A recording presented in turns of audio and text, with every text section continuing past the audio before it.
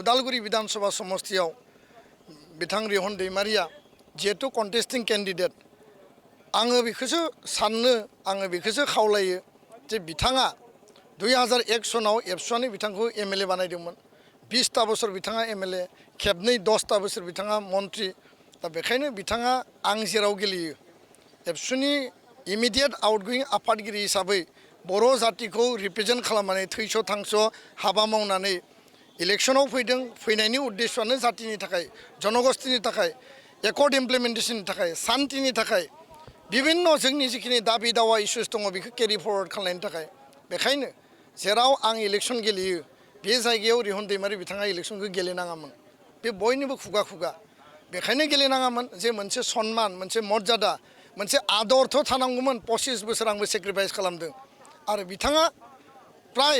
इलेक्शननि सिगां आरो दिनैसिम कुनु जातीय संगठनजों गैयामोन किन्तु सम आरो थासारियाव एबसुआ बिथांखौ लाबोनानै एमएलए बानायदों दा बेखायनो बिथाङा दिनै गेलेबाय किन्तु दिनै बिथाङा चेलेन्ज खालामनायासो दुखुनांथाव बर' आइ आफा रायजो राजाया बिबेक आरो बिबेसना खालायगोन जे जोङो जातीयताबादनि 25टा बोसोर हाबा मावना फैनाय बे व्यक्तिनि जि सेक्रिफाइसखौ मान होनानै बिथांनो भट होगोन ना 25 बोसोर राजनितिनि गादियाव थानानै बर' जातीयताबाद बर' हारिनि सार्थनि थाखाय जेबो खोथा बुङै व्यक्तिनो भट होगोन आङो फारागखौ खालामनानै होदों नोंथांमोना मोजाङै मिडियायाव प्रचार खालाम 25 बोसोर जातीयताबाद बर' हारिनि सार्थनि थाखाय बर' हारिनि स्वाभिमाननि थाखाय संग्राम खालामनानै सेक्रिफाइस खालामनानै फैनाय बे व्यक्ति दिपेन बर'नो नोंथांमोना भट होगोन ना 25 बोसोर एमएलए मन्त्रि आरो दा डेपुटि चिफ बे पावार पजिशनावल' थानाय व्यक्तिखौ फिन सायख'फिनगोन बे फारागखौ नायदो आरो बेबायदि बिबेक आरो बिबेसना खालामनानै बयबो आइ आफा रायजो राजाया जाहाथे अनसायगोन आं बेखौनो मिजिंथिबाय दिनै जोबथा फोसावदिंनाय हाबाफारि आरो बे जोबथा फोसावदिंनाय हाबाफारियाव जोङो जेसेबां युथ दङ इउपिपिएल पार्टिनि आरो जायफोरा पार्टियाव गैया बे गासै युथआ दिनै ज' जानानै जेन जेट स्टेन्ड फर दिपेन बर' जिहेतु 10,000नि बारा युथआ जोंजों कानेक्ट जाबाय विभिन्न जाति जनगोष्ठीनि बे युथआ उदालगुरिखौ परिबर्तन खालामनायनि थाखाय दिनै खामानि मावगासिनो मैया वमेन रेलि लाबाय जों आरो नारी शक्ति उइमेन जि पावार मैया स्ट्रेंथखौ श' खालामबाय आरो बिनि गेजेरजों गासैबो जोंनि बिमा आब' बाजै बैसोनि बिनानाव बैसोनि बयबो मैया बाहागो लाफैदों फिन दिनै जोङो युथनि लाइमोनफोरनि बे बाइक रेलिखौ लानायनि गेजेरजों जोबथा जोंनि बे उदालगुरि विधानसभा समष्टिनि भैरबकुन्द जोंहा हरिसिंगा आरो धनस्रि मोनथाम समष्टियाव राउन्ड मारिगोन आरो बे राउन्ड मारिनायनि गेजेरजों प्रत्येक न'खराव प्रत्येक गामियाव दिपेन बर'नो मानो भट होनांगौ ट्रेक्टराव मानो भट होनांगौ आरो बयबो दिनै खुगा बे रियेलाइजेसन बे गोसोखांफिनहोनाय बे जनजागरणखौ जों लाबोफिननो नागिरदों बयबो बुंदों जे गोजामनो भट होगोन ना गोदाननो भट होगोन बयबो बुंदों जों जे गोजामनो भट होखांबाय दा गोजामनो जोंहा भट होनो गोनां गैला जों गोदाननो भट होगोन गोजाम ना गोदान जुद्धआ जाबाय गोजाम ना गोदान ओल्ड आरो निउ दा बेखायनो नतुन आरो पुराना दा बेयाव बयबो बुंदों गोदान नतुन आरो बेखायनो बे रायजो राजानि युथनि उइमेननि आरो जोंनि सेनियरफोरनि आशीर्बाद लानानै फैबाय थानाय 9 तारिखआव जोङो बे बिसायख'थिखौ देरहानो थांगासिनो जोंनि देरहानाया दा रोखा जाबाय इउपिपिएलआ उदालगुरि समष्टिखौ 100% देरहानाया दिनै स्रा जाबाय खालि गाबोनो भटआ बारायबावनांगौ आरो सम्पन 9 तारिखआव बिनि भटआ बारायबावनांगौ भट जुद्धआव देरहानाया क्लियार जों अलरेडि पास खालामबाय दिनैनि रिपर्ट मथे विभिन्न स्तरनि रिपर्ट किन्तु देरहानायनि जि नाम्बार पार्सेन्टेजखौ जोङो बारायनांगौ दा बेखायनो आंनि खावलायनाय हारिनि थाखाय 25टा बोसोर खामानि मावबाय बे अभिगताजों जातिनि सार्थनि थाखाय विधानसभायाव थांनानै खामानि मावनांगौ विभिन्न जाति जनगोष्ठीनि थाखाय खामानि मावनांगौ आरो लोगोसेनो 25टा बोसोर एबसुआव थानानै जि हायो आङो बर' जातिनि थाखाय जिखिनि बावसोमबाय आरो सासे फोरोंगिरि जानानै जिखिनि हायो आङो गथ' गथायफोरखौ जिखिनि फोरोंबाय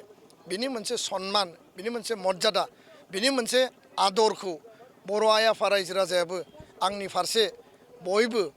माने होनांगौ होननानै आं खावलायो आं दाबियाखै आं खावलायदोंसो आं आर'जसो गाबदों आरो उदालगुरि विधानसभा समष्टियाव बिथां रिहन दैमारिया जिहेतु कन्टेस्टिं केन्डिडेट आङो बेखौसो साननो आङो बेखौसो खावलायो जे बिथाङा 2001 सनाव एबसुआनो बिथांखौ एमएलए बानायदोंमोन 20टा बोसोर बिथाङा एमएलए खेबनै 10टा बोसोर बिथाङा मन्त्रि दा बेखायनो बिथाङा आं जेराव गेलेयो एबसुनि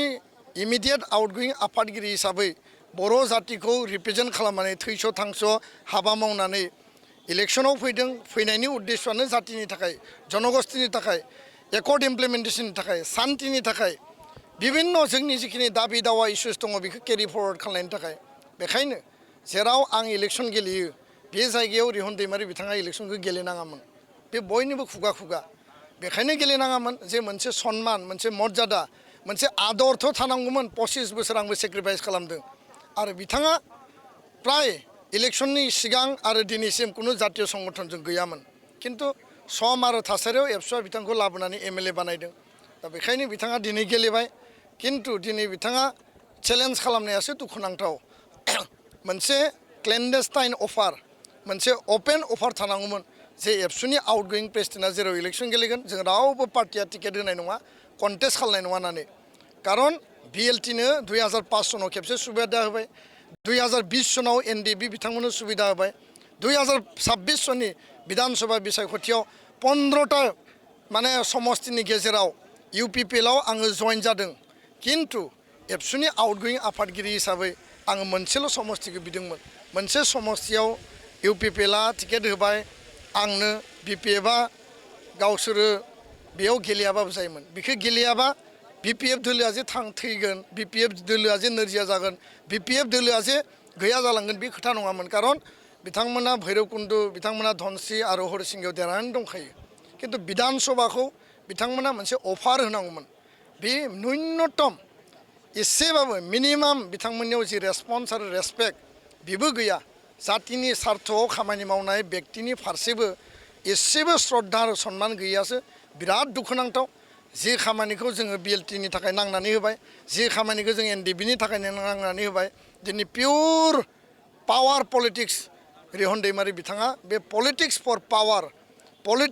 पावार पजिशन बेखौल' बिथाङा नुयो पलिटिक्स थाखा फैसा पजिशन पावार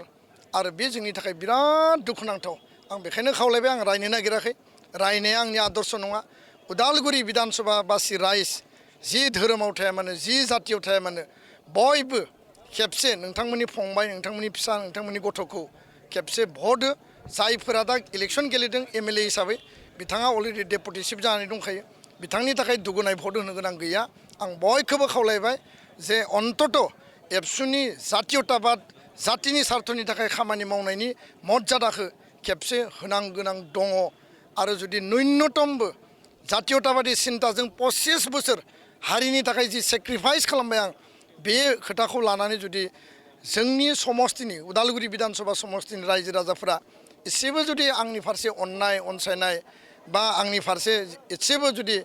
मदद आरो हेफाजाब होआब्ला बेसो हारिनि थाखाय बिराद दुखुनांथाव जागोन आंनि देरहानाया जातिनि देरहानाय आङो जुदि मायबा कारनाव गादलिनोबा बे जातिनि थाखायनो गादलिननाय जागोन कारण आङो व्यक्ति सार्थनि थाखाय व्यक्ति पजिशननि थाखाय पावारनि थाखाय आं इलेक्सन गेलेयाखै एजेन्डा आरो परिकल्पनानि आधाराव सुक्ति मावफुंनाय जातीयताबाद आरो गुबुन गुबुन जाति जनगोष्ठीनि उन्नयननि थाखायसो आङो बेयाव बिसायख'थिखौ गेलेदों आं बेखायनो दिनै जोबथा बुब्लियाव नोंथांमोननि मिडियानि गेजेरजों बर' आइ आफा रायजो राजाखौ खावलायबाय जे न्यूनतम मोनसे मिनिमाम रिहन दैमारि बिथाङा आरो बिपिएफ दोलोआ बे खोथाखौ साननो गोनां दङमोन दाबो सम दङ जे बर' आइ आफा रायजो राजाया बिबेक आरो बिबेसना खालायगोन जे जोङो जातीयताबादनि 25टा बोसोर हाबा मावना फैनाय बे व्यक्तिनि जि सेक्रिफाइसखौ मान होनानै बिथांनो भट होगोन ना 25 बोसोर राजनितिनि गादियाव थानानै बर' जातीयताबाद बर' हारिनि सार्थनि थाखाय जेबो खोथा बुङै व्यक्तिनो भट होगोन आङो फारागखौ खालामनानै होदों नोंथांमोना मोजाङै मिडियायाव प्रसार खालाम 25 बोसोर जातीयताबाद बर' हारिनि सार्थनि थाखाय बर' हारिनि स्वाभिमाननि थाखाय संग्राम खालामनानै सेक्रिफाइस खालामनानै फैनाय बे व्यक्ति दिपेन बर'नो नोंथांमोना भट होगोन ना 25 बोसोर एमएलए मन्त्रि आरो दा डेपुटि चिफ बे पावार पजिशनावल' थानाय व्यक्तिखौ फिन सायख'फिनगोन बे फारागखौ नायदो आरो बेबायदि बिबेक आरो बिबेसना खालामनानै बयबो आइ आफा रायजो राजाया जाहाथे अनसायगोन आं बेखौनो मिजिंथिबाय गोजोन्थों जोबनायाव मोनसे सोंलु दिखांनो नागिरदों दरजानि उनथिंहाय एबा सिगु सिगु खालामनाया जोंनि जिल्लायावहाय सोलिगासिनो दङ बेखौ बयबो मिथिगौ नाथाय स्राङावनो रायजो राजा थानायावनो बिथां बिपिएफनि केन्डिडेटआ बुंदों दाखालि मिटिङावहाय जुदिसे इउपिपिएलनो एबा दिपेन बर'नो भट होयोब्ला बे बिटिआर सरकारा मालाबाबो अनसुंथाइखौ होनाय नङा हा बेखौ मिथिखा होननानै सिगिदों आरो बाथ्राखौ बुंदों बे बेलायाव नोंथाङा मा बुंदों बिथांमोननि बिपिएफ दोलोआनो जा बा रिहन दैमारि बिथाङानो जा स्किमनि भय स्किमनि सिगिनानै बिथांमोना जेब्लाबो बेखौनो गेम गेलेदों जोंनि उद्देस्यआ स्किमल' नङा स्किमखौथ' जों मोनखानांगोनखा दिनै अरुणोदय आइवाइ रेशन कार्ड दिनै बृद्ध पेन्सन बिधवा पेन्सन सेल्फ हेल्प ग्रुप बे थाखा फैसायाथ' नोङो स्टेट गभर्नमेन्टनि दा बेखौ रिहन दैमारिया होआखै बेयो बिटिसि सरकारनि नङा बे स्टेट गभर्नमेन्टनि दा बेखायनो सिगि सुग' खालामनानै भट लानाया बिथांमोननि खामानि आं बयबो रायजो राजाखौ स्पस्थ'यै बुंदों जायफ्रा अरुणोदय दानजादों गोदानै होफिनगोन जायफ्रा अरुणोदय मोनाखै गोदान लिस्ट खालामगोन डिसिजों रायलायगोन पिडिजों रायलायगोन बिडिअजों रायलायगोन आसाम बिधान सभायाव प्रेसार होगोन आरो रावनिबो स्किमा दाननाय थाङा जेबो गिनो गोनां गैया बिनि दायित्व आरो रेसपन्सिबिलिटिखौ आं लागोन जोंनि पार्टिया लागोन इउपिपिएल दोलो आरो आं एमएलए हिसाबै बे आंनि दायित्व आरो बेखायनो बुंदों स्किमनि भय देखायनानै जायफ्रा भट लानो नागिरदों बेयाव रावबो साननाङा जि भट होनो गोनां दंमोन बिथांमोननो होखाबाय भट होनायनि बिनिमयाव स्किम मोननांगौ एमएलएनि थाखाय भट होनायनि बिनि स्किमा आलादा जागोन आरो बेखौ एमएलएआसो होगोन बे रिहन दैमारिनि बेक्तिगत सम्पति नङा बेखौ गिनानै रावबो थानो नाङा गोजोन्थों